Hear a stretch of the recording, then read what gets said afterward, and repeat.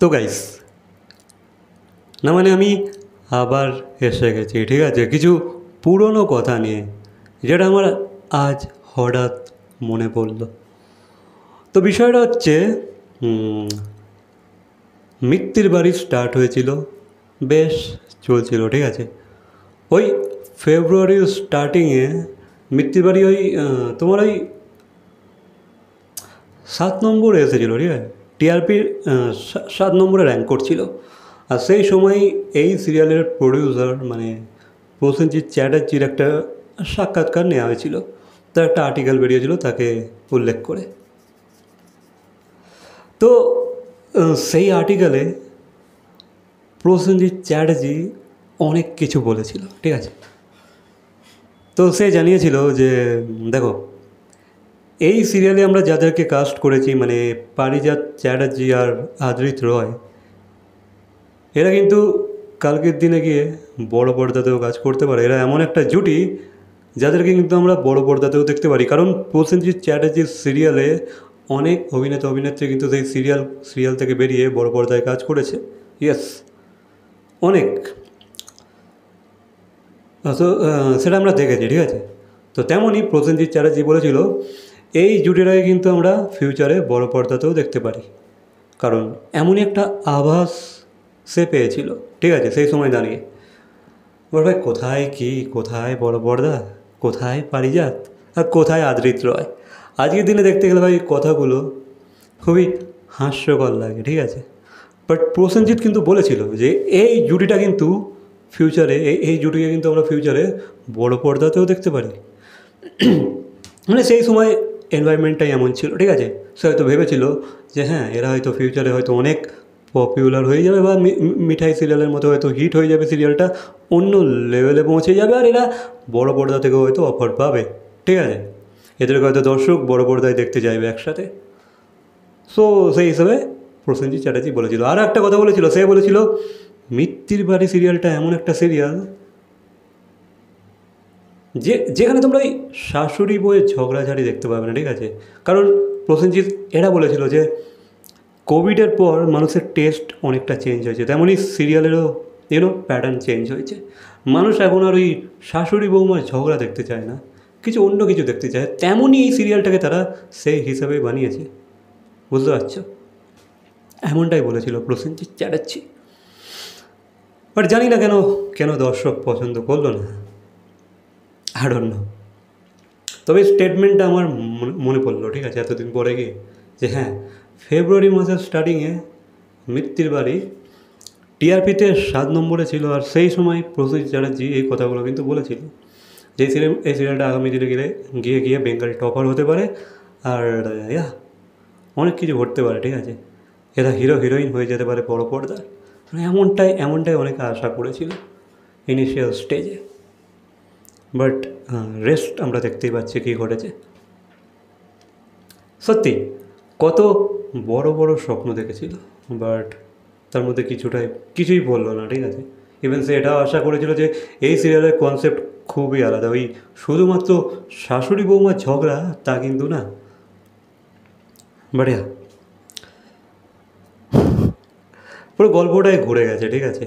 এখন গল্পটা পুরোপুরি অন্য দিকে চলে গেছে। হিরোইনকে কেউ পছন্দই করে না। আই মিন বেশিরভাগ লোক, মাসেস হিরোইনকে পছন্দই করছে না। হ্যাঁ, কিছু দর্শক আছে তারা পছন্দ করছে, অবশ্যই করছে। বাট কিছু করার নেই। বাকি গাইস, আরেকটা জিনিস আমি লক্ষ্য করেছি যে অনেকের এটা মতামত যে একটা উকিল, একটা আইনি ব্যক্তি, একটা উকিল, সে কী করে এত রূপ ধারণ করতে পারে? সে কেন এইসব করছে? সে কেন এত রূপ ধারণ করছে? সে কেন, মানে তাদের হিসাবে এটা ছ্যাবলামি হচ্ছে, ঠিক আছে। তারা বলছে এগুলো ছ্যাবলামি হচ্ছে, ঠিক আছে।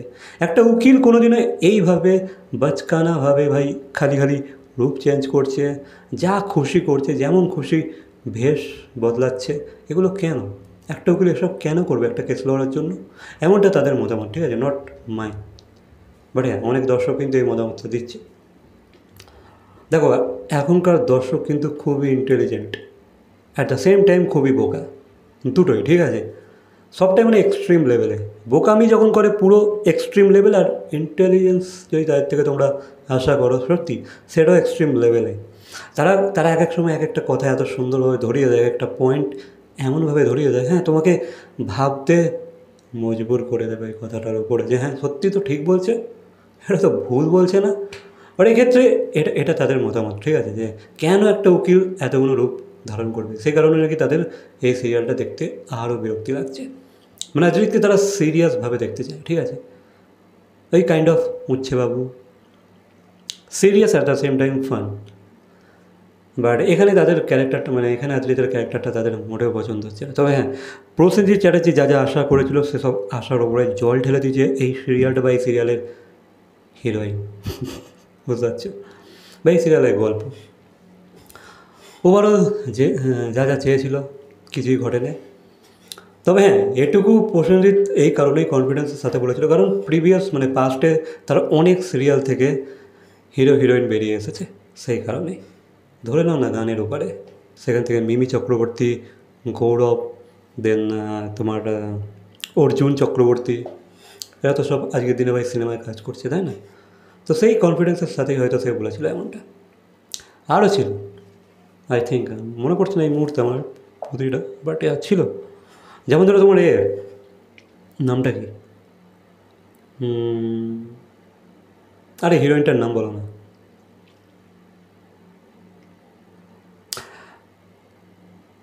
আরে ভাই বিঞ্চিদা, বিঞ্চিদা যে হিরোইনটা ছিল সেও তো প্রসেনজিৎ চ্যাটার্জির সিরিয়াল থেকেই উঠে এসেছে। হ্যাঁ, নামটা একদম মনে পড়ছে না, ঠিক আছে ছাড়ো, বাকি তোমরা কমেন্ট করে দেবে, ঠিক আছে?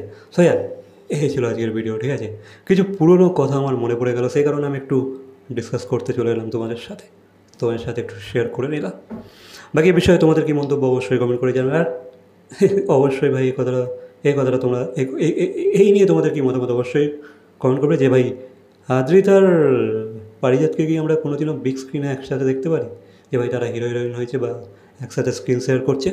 অবশ্যই কমেন্ট করে জানাবে, ঠিক আছে? এটা কিন্তু ভাই প্রসেনজিতের স্বপ্ন ছিল, সে একটা এটা তার ভিশন ছিল, ঠিক আছে?